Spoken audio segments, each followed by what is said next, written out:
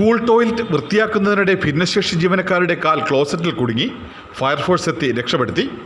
മംഗലപുരം ഗ്രാമപഞ്ചായത്തിൽ ward 13-ൽ government UPS ഇടവളാകം സ്കൂളിലെ ജീവനക്കാരി റജീനയാണ് രക്ഷിച്ചത്.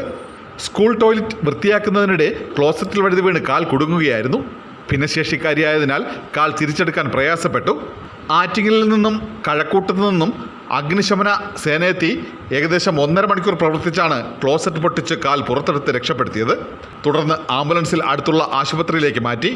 Attingal station officer Akhil SP നേതൃത്വത്തിൽ assistant station officer JS Jayadevan, senior fire and rescue officer MS Bijoy, fire and rescue ഓഫീസർമാരായ SL Unnikrishnan, B Pradeep Kumar, B Vikramaraj, നിതീഷാർ, B Manoj, Bipin VS, Sreenath HJ, Ratheesh P, സതീശനം, അനൂപാറസ്, home guard ശ്രീരാജസ് എന്നിവരും കഴക്കൂട്ടം നിലയത്തിൽ നിന്ന് assistant station officer Ramesh, fire and rescue ഓഫീസർമാരായ ഉമേഷ്, മുഹമ്മദ് അനസ്, ഷിബുകുമാർ, സുജൻ എന്നിവരും രക്ഷാപ്രവർത്തനത്തിൽ പങ്കെടുത്തു.